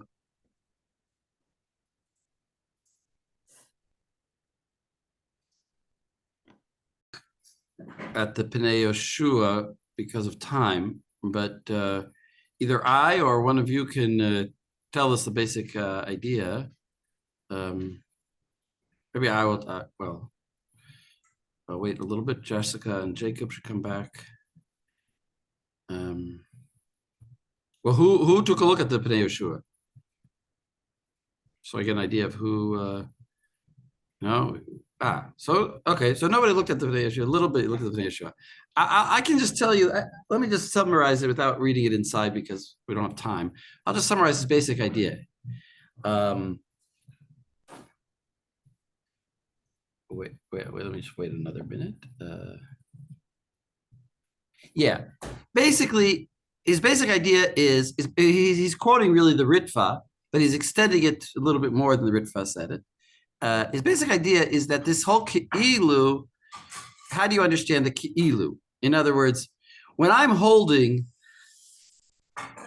one party is holding one part of the shtar and the other party is holding the other part of the shtar, it's not like the shtar becomes pasul. Rashi, he's trying to defend Rashi. First of all, he's trying to defend Rashi against Tosfos. And he's saying Rashi doesn't mean to say that the shtar becomes pasul just because you're holding the other half. It's not like we view it as though it's pasul, and now it's pasul because you're holding the other half. We know, he even uses the word anan sahadi, we know that their whole shtar is whole and has all its parts and is a valid shtar. And the fact that you're holding it doesn't mean that the shtar is pasul. It just means that you have some valuable element of the shtar, but nobody is puzzling the shtar, right? Nobody is actually puzzling the shtar. Everybody, we know that the shtar is still valid. So therefore we can ask the question, who has more value than the other? So Tosfos says, no. When I'm holding part of the shtar, then it's like you don't have it at all and the shtar is now puzzled. So he says, no, Rashi doesn't view it that way. Rashi views it that the fact that you're holding it just doesn't mean that we still know that the shtar is in existence. It's almost like we have like witnesses that came and told us they saw a shtar. We've seen the shtar. So the fact that you're holding part of it doesn't make anything pasul. Nothing becomes pasul. And therefore it's just a question of what is more valuable than the other. And therefore Rashi has to say, well, since we both are holding the names and the amounts, that's equal. And the only difference is the date. But we're never talking about something being pasul. And all of Tosfos' questions were like, yeah, but without the witnesses, it's pasul. And without this, it's pasul. He's saying, no, it's never going to be pasul. Because we know that the shtar is in existence. That's the basic idea. And I think it's a good answer. It's a good defense of Rashi. I mean, it's a subtle point. In the end, they're agreeing with the Gemara. In other words, it's just a question of what is the logic behind counting only the date. All right, let's go on in the Gemara. We need to go on in the Gemara. So the Gemara said what he needs it to cover his bottle, the cloth, and it says Amar le, I'm like 5 lines from the bottom. Amar le lidamei. We're talking about the money. The Amar Hachi, that he says like this: Shtar deis bezman kama shaveh, but the leis bezman kama shaveh. Ubishtar de is bezman. Ubishtar de is bezman gabe mimeshabde. Ve'idach lo gabe mishabde. You don't want with one that has time on it, then you can collect from articles that are mishubad. But when it has no time, you can't collect from articles that are mishubad. So yehivle hech de beni ubeni. You give him the differential. Who gives you give who's who you give who? Who's giving who? Joel, what do you say? I mean, I think at the end of the day, you give the malve the half and then plus or minus the differential, right? Essentially. So if the malve is right. Oh, you give the malve half and not plus or minus. And then if the malve is holding the date, then he gets plus. And if the love is holding it, then he just doesn't get that plus. I was thinking the other way, that he actually gets less, right? That because he wouldn't, it would be a less worthwhile document that he's trying to collect half of. Well, the way I said it was like it's $1,000 star, and it's worth 600 without the date, and with the date it's worth 800. So he gets 300. Yeah. Okay. Okay. All right. So now we go on a little bit, and then we're going to immediately go to Tosfot. Max, you want to read this a little bit here? V'yachloku. Sure. V'yachloku nami lidmei. Ve'ein chol kinetachov kamo shekatuv b'shtar. Ella kamo shesh. Wait. No, we'll first read the Gemara. Oh, okay. Can you tell me exactly where we are? Yeah, the second from the bottom of the second line from the bottom. V'yachloku nami. Damran. Second line from the bottom. Damran lidmei. Exactly. Di'ilo tema hachi, shnayim ochazim batalit, hachi nami, tepalgi, afsaduha. Okay, so what does that mean? So the argument is that we must be talking about. No, not the argument. Yachloku. Yes, the argument around the word yachloku is that we must be talking about money and not actually dividing the argument. I don't like that's not the best translation. Let's try again. V'yachloku, that statement that we said yachloku, said yachloku. When we said yachloku, where we said yachloku if they're both holding equivalent parts.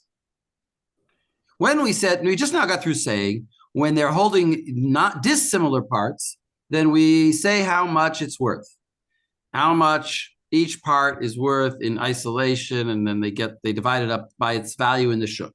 What about when they're holding equivalent parts? When both are holding the tofes or both are holding the Torah, we said yachloku.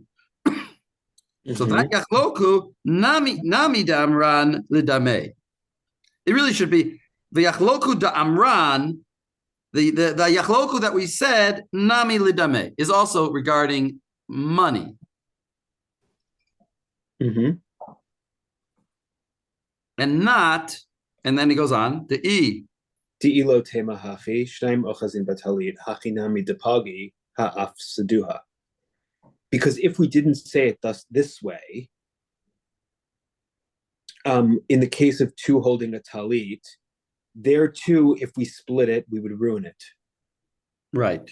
You know, the simple reading of the Gemara is that when it said yachloku, it didn't mean to take a scissors and cut the document. It meant, what did it mean? It meant to divide it monetarily. Dame. Because if you would say by the talis that it meant cutting it with the scissors, who would cut a talis with the scissors? You're going to have shreds. You're going to have a worthless. Nobody's going to buy that thing. So you would have suduha. You would ruin it. So therefore, the Gemara, the Mishnah must have meant by money. So too, Rabbi Elazar meant money. That's the simple reading, but Tosos is going to give us an enlightened reading. Can I ask a question? Yeah. I originally understood the vayachloku here, vayachloku nami damran. as referring back to Shnei Ochazin Betalit, because Rebbe Elazar doesn't actually use the word Vayachlaku. He says Machloket, and could it not make sense that way? Maybe, but then wait, because then how would you bring a proof from the Mishnah of Shnai Ochazin Betalis? I assume that we're talking about a different case, because then we're saying our case must be like that because the other case in the Mishnah must be like that. If we're originally talking about the Mishnah, then how would we bring a proof from the Mishnah? You're saying, but so then that proof that you're saying would rely on the fact that the word is being used consistently in different context, but it's just not used here. So that's Yeah, I understand. I was thinking it was back to I mean it's the same thing. It's about the star. The star Mavel Marshalihu Venafal Mimeni, right? The one that was on Zainam with Olive. In other words, Rabbi Shimon Gamliel that said by yeah, that makes sense. Yeah. It could also be that. Yeah, it could also be that. Einachanami. That I'll accept. I wouldn't say it's going by the Mishnah, but that I'll accept. It could be Rabbi Shimon Gamliel says Vayachloku. Yeah, it could be that Yachloku. So the Yachloku of the star that is not the Tofet, but it would also be true what I'm saying. I think in other words, it comes out. We're talking about shtarot, and shtarot, we mean money when we're talking about evaluating it, whether it's shtar that fell and they both found it and they're holding indeterminate. In other words, by the way, the previous page, we didn't say what they're holding. We just it was indeterminate what they were holding. It's really the same case. Now we're just saying, well, let's look with a magnifying glass, which one is holding which part of the star. Before we were just talking about they're both holding kilu the whole thing or whatever, right? We're in a whatever. Going into more detail. Anyway, we're understanding that it should be talking about money, and now Tosfos is going to give us a totally different explanation. So maybe Max, you want to read the Tosfos? Yeah, sure. The ein chokin et hachov. Kamo shekatuv bashtar, ela kamo sheshavelo limkor mizeh. Yifra hachetzi ti'ilo temahachi, ela chetzi hachov mamash kabe talit bichokim mamash ha'asvaduha. Right. So Tosfot starts off by saying we don't split the debt as it's written in the shtar. So imagine the shtar is written as $1,000 debt. What don't we do? We don't divide it in half 500. Exactly. What do we do?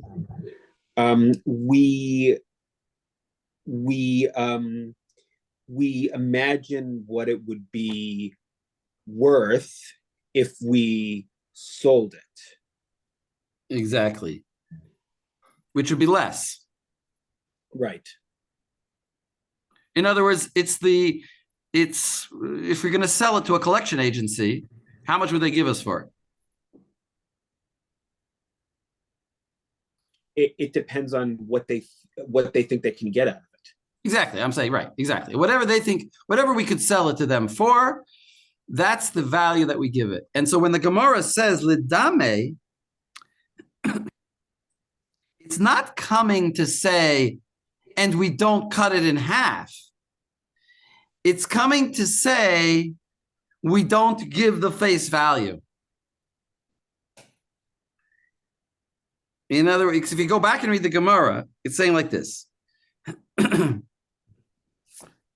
He said, we just got through saying that we ask how much it's worth with witnesses, without witnesses, and he gets Beini Ubeini, right?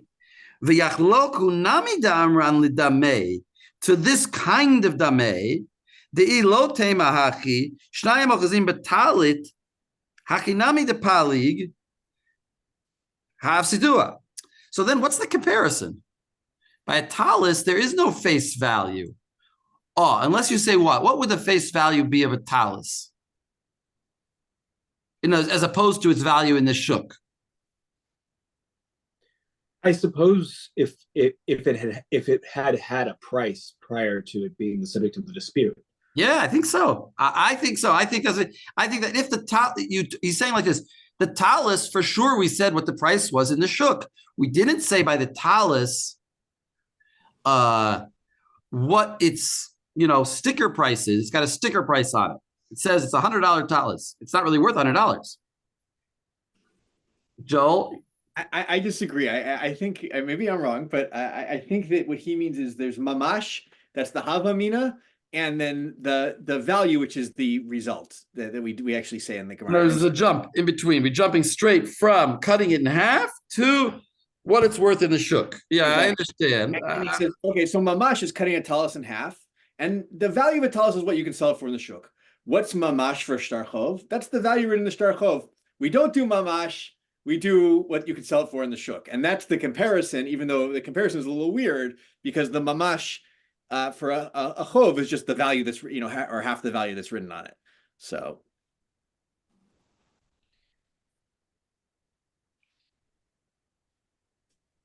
Okay, so how are you going to read the Gemara?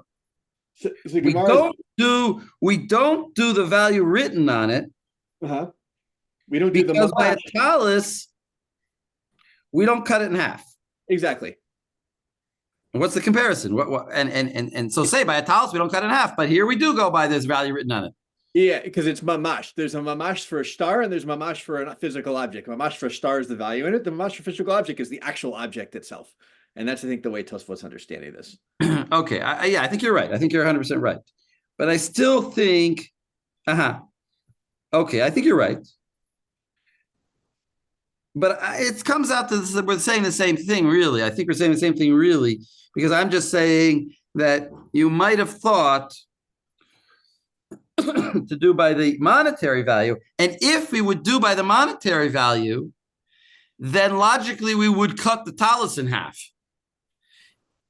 And since we don't cut the talus in half, so that proves we don't go by the monetary value, so we must go by the value in the shuk. Right. Well, okay. I would just put a point on it, to find a point on it, and say that if we're trying to use the case of the tali to inform the case of the shtar, we can't do that if in one case it's mamash and the other case it isn't. Like, it's not a good proof. In other words, if we would say by the talus, no, you do cut it in half, then it has no bearing on the case of a shtar. I think another way of putting it is that mamash is not the thing that's consistent, but ladame is the thing that's consistent, and it consistently means resale value. Like, so we're talking about ladame for the shtar. Right. So that's what I was. That's exactly what I think. We're also talking about the resale value of the talus, and like you could get distracted by the fact that there happens to be a number written in the shtar, but that's not the resale value. Right. Just like you might say that the talus, you go by its, not by its, but by its. In other words, by cutting it in half. But no, but it would be the resale value. Like, it's a little bit, the comparison is a little weird. The sum of the talus could be worth more than each of its halves. So that's why we're taking the resale value of the whole talus and we're just dividing that into two. Yeah, I understand. It's just a little bit of a weird comparison. It's still a weird comparison because the fact that you don't, I mean, the Gemara reads much better straight without Tosfos. That the Havamina was to cut the shtar in half, and now we're saying, no, but you don't cut the talus in half, so you don't cut the shtar in half. But of course, that's a little bit absurd because you don't need it for the paper. In other words, Tosfos is bothered. We just said that. We just said that you don't, what, does he need it for its saluchito? Does he need it for its bottle? No, to cover his bottle. So obviously it's the money. So when the Gemara says money here, it must mean its value in the secondary market. Well, if it's its value in the secondary market, then that's the proof for the talus, because the talus also must be a secondary value. Because if it would be its primary value, the Gemara should have said, we don't go by the talus's initial price. We go by its current price. But it doesn't say that. It says we don't cut it up in half. So it's a little bit weird. I'm still not really settled on that. This is my take that Tosfot are just actually really uncomfortable with the idea of truly viewing the star like an object, right? They can't. Exactly. Yeah, they can't. I understand the Gemara would really ever have a hava amina that you would cut the star. Yeah, we said the slochit and all that, but they don't. They're like, that's not a real hava amina. No one would ever. Right? I saw. But I'm just saying, even more so, we already settled that point, and it's obvious to us now that we're not talking about cutting it in half, and nobody cuts a check in half when the two people. I mean, we're not King Solomon that's going to cut a baby in half. We're not going to. I mean, not that he really planned to do that, but there's obviously we're not going to cut the check in half. We're obviously going to go by its monetary value. So therefore, the question must have been: do we go by its written value or by its secondary market value? And I guess he's saying that that's also the din by the talus, and it's somehow equivalent. You have to sort of put a mathematical equal sign and say, just as it's like a logic. It's like those logic tests, SAT tests. That just as a talus. Just as a star's face value is to its secondary value, so a talus's wholeness is to its, am I saying that right? Is to its secondary value. So that wholeness and face value are equivalent. Okay, something like that. I think that kind of makes sense because like the purpose of the star is to use it for it. Or it's like sort of common standard usage if if it hadn't fallen into this kind of state of safek would have been for it to be used by its face value. And the sort of standard usage of the talus is as a whole object. Yeah. Okay. Yeah. But it's not so crazy. Yeah, I mean, I do think so the underlying Joel is right, I think, to say that the underlying issue here is that Tosfot just can't imagine that you would have the Havamina that you would. Yeah, I agree. Everything that you said is 100% correct. I agree with you. It sort of makes sense. It's just not it's not as tight as I might want. Yeah, Joel. But also it helps the lova at the end of the day, right? Because it's going to be less money that you're going to sell it for in the shuk than it would actually than the actual whole in the star at this point, right? So there is afsaduha in some ways going the direction that Tosfot is suggesting. But it's also not the same case. Wait. By giving the non-face value, we're afsaduha, right? No? Yeah, we are afsaduha by giving the non-face value. But by the talus, also we're afsaduha by selling in the shuk and not giving its. But he's saying that by dafka not selling in the shuk, it's afsaduha. So anyway, let's just finish the Tosfos. Let's finish Tosfos. We don't have so much time. Who was reading? Max, you were reading. So let's finish the Tosfos. Okay. The Logar Sinan. Lo de paskinan l'shtara, de imkein mamevim metalit. So, and we didn't say actually to like divide the star physically, because if we did, what would we be bringing from the case of the talit? In other words, he had a girsa that had the words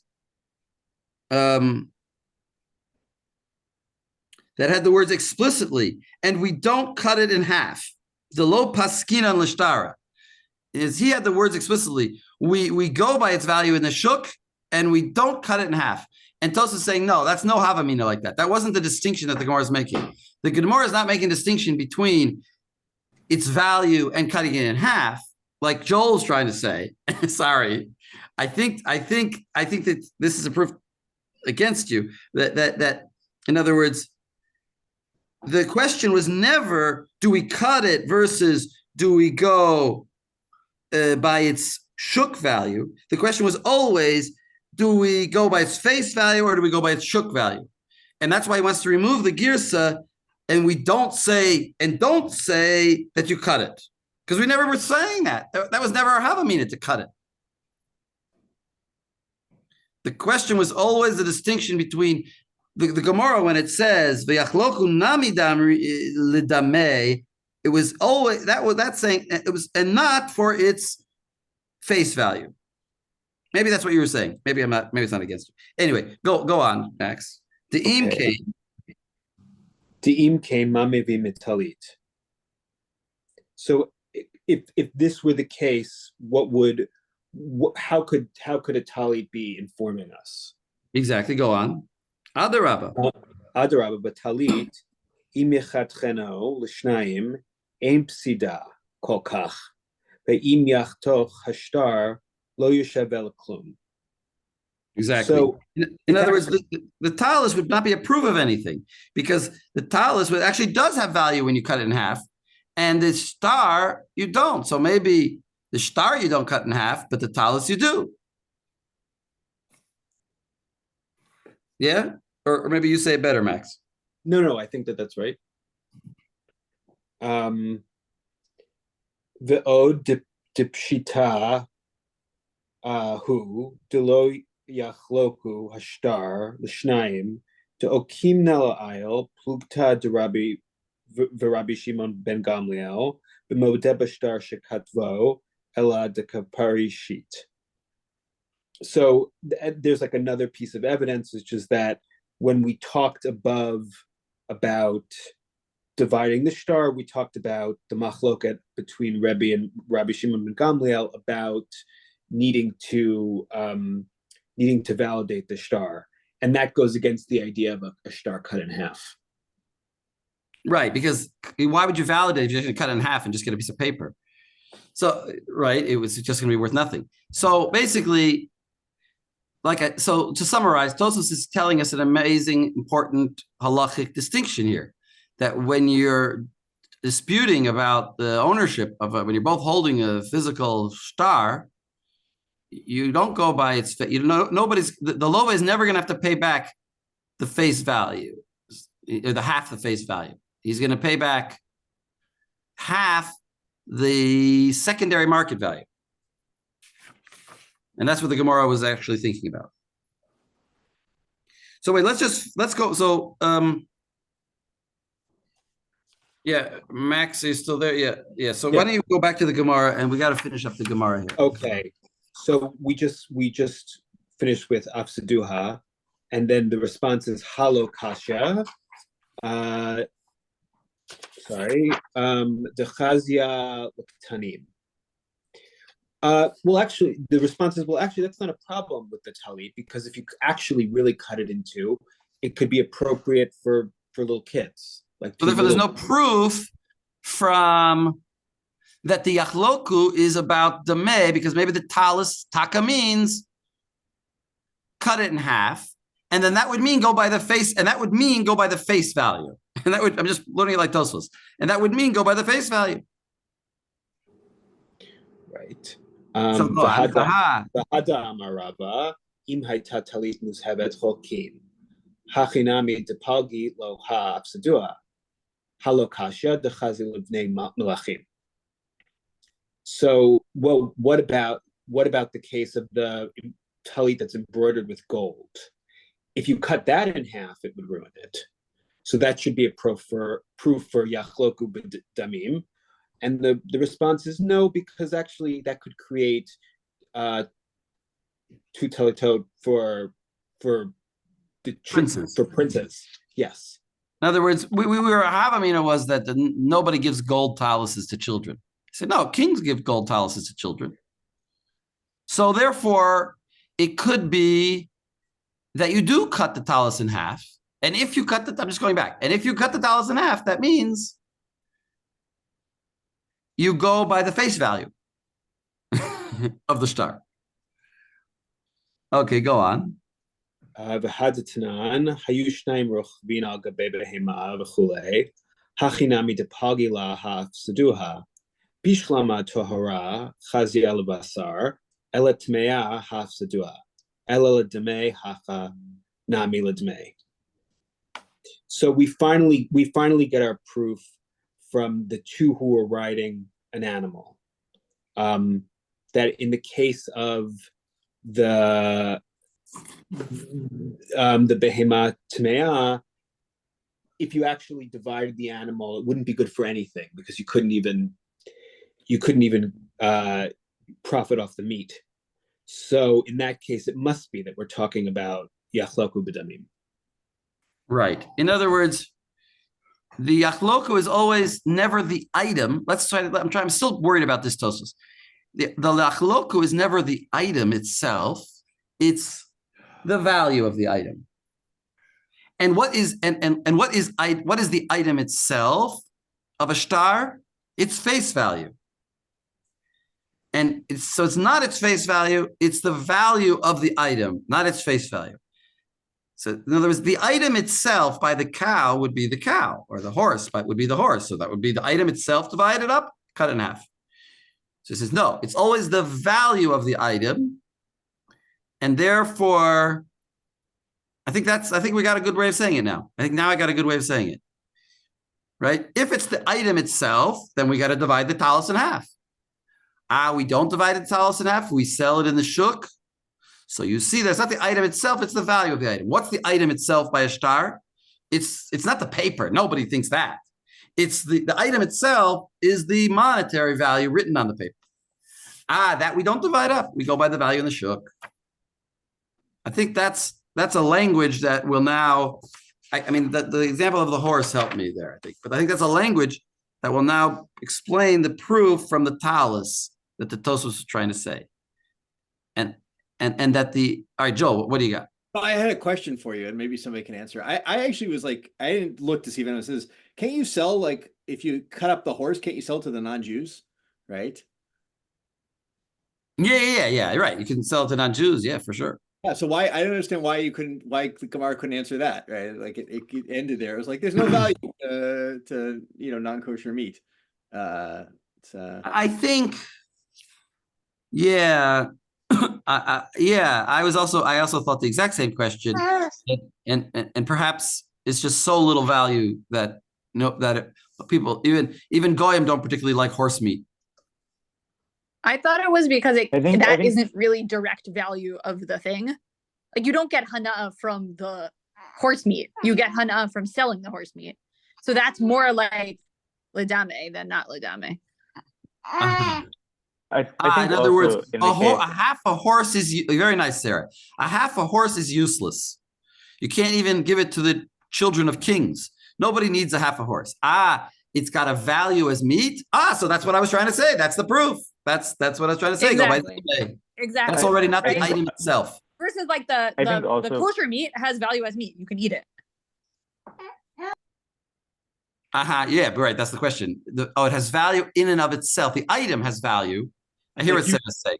You can sit down and eat it yourself, just like you give it, if you were a king, you could give the golden talus to your child. And so Right. forth. Exactly. I think also when we're talking about non-kosher animals, you are losing a lot of value by killing the horse and selling it for meat. Whereas a cow you might kill and sell for meat any day. A horse, the primary thing you want it for is riding on. So Right. by killing it and splitting it, you have actually really dramatically decreased the value of the horse. Exactly. In a way that Like doesn't happen goyim, with even some of the goyim don't edible like meat. to eat horse meat. It's also just that the primary purpose of the horse is to ride on, and so that's what its Exactly. value is. In other words, we would never cut. We would, yeah. But also, what Sarah says is good. That it's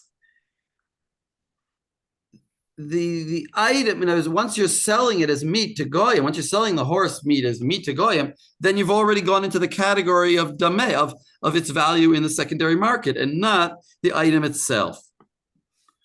Because there's no use to a half a horse. Nobody rides on just a half of a horse. Nobody uses it for anything. It's not a very good door, I don't know, holder of the door open, keeping what is that called? The door, is there something that? Doorstop. It's not a very good doorstop. It'll start smelling after a while. It's not useful as the item itself. You have to do it for its value. So that's what I was trying to prove in the first place, that we go by value. And therefore the shtar, we don't go by the item itself, which is the money. I mean, who would ever think that? In other words, I think this is just a important halacha. That's the halacha, that two people holding a shtar of $1,000, you're not going to divide it 500. You're going to divide it the value of the shtar in the shuk. But it still matters who the love and malve are. Like, Who's holding what, you mean? Like, because you could have a mina. We now actually don't care who's holding it. Could be people who have nothing to do with the star, etc. Well, Or the low end malve could be like if it's just the resale value in the shuk. well, I don't know how a person, in other words, the malves, the star says that Michael or that Jacob owes Michael $100. So only Michael's going to get the $100. Nobody else is going to get the $100. Maybe he could sell it to Michael for a certain amount of money if somebody else is holding it. What do you say, Joe? It depends how you read the Tosfot, but I think there's a way to read it as, right, Kamosha Shavelo Limkor. What does he sell? Mizeyi Pareachetzi. He sells your ability to collect half of it from this guy, not to collect the whole thing. If you read there's another way to read the sentence there. So then it's like, it does matter, right? It's like the Malvik collects the resale value of essentially half the star and not the full star. So yeah, I think that's. But the Rambam, I told you to look at the Magna Mishnah. We're not going to be able to look at it, but the Rambam actually, I have a little shtickle chiddush there in the Rambam. I think the Rambam is actually paskening. I'll just tell you the answer, but if I think the Rambam is holding like the Yushalmi, not like our Sugya, and he paskins that it doesn't matter what you're holding. It just matters. He paskins like Rebbe. This is what the Gra says. If you look at the Gra. Did I tell you the Gra? Did I send that out? No. Anybody who wants, I could tell you. There's a Gra in Choshen Mishpat. Anyway, the Rambam paskins, like Rebbe, it doesn't matter if you're holding this Tov. All this doesn't matter. It just matters is that two people are holding it. Like the first sugya. We said, we're not going to get into this question of whether you're holding the Tofas or you're holding the Torah. Two people are holding it. You divide it in half. In other words, Leolam Yachloku.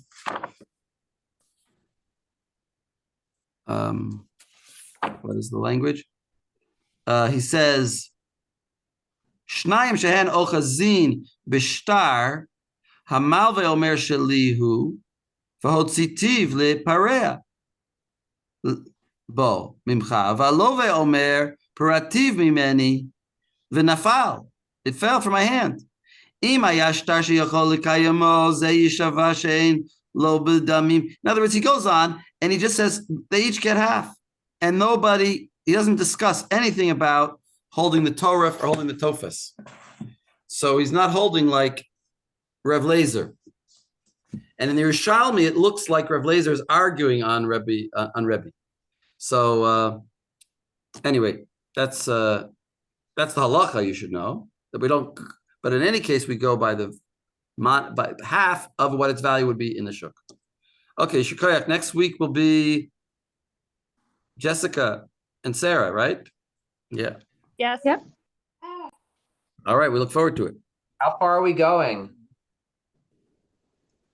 We can send out sources this evening, but just on Chet Amud Aleph.